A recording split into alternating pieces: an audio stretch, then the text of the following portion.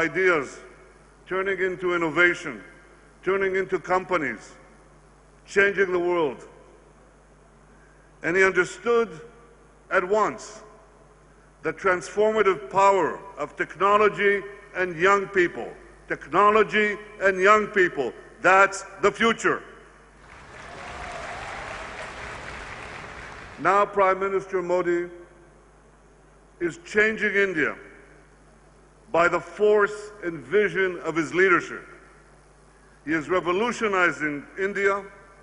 He is catapulting it into the future and is as one of the world's great powers.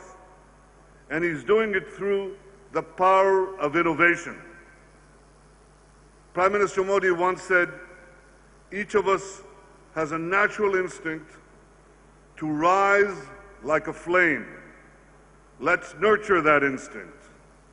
iCreate does exactly that. It takes a small flame of inspiration and it nurtures it into a roaring fire of ingenuity.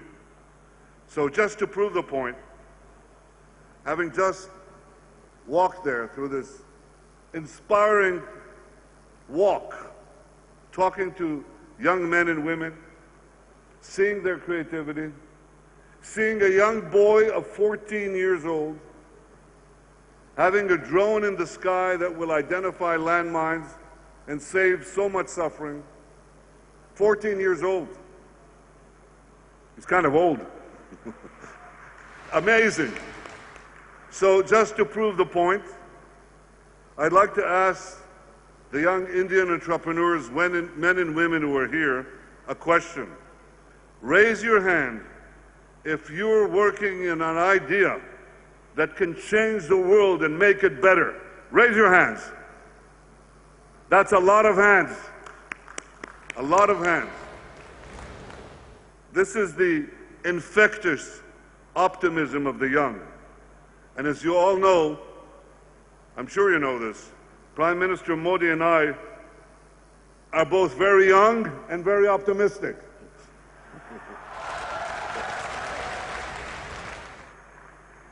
We're young in our thinking, and we're optimistic about the future. At iCreate, entrepreneurs come together for mentoring and to raise funds for their ideas. And I was happy to find that some of the iCreate staff are graduates of Israeli training programs. Now, this isn't the first time that Gujaratis and Israelis have come together.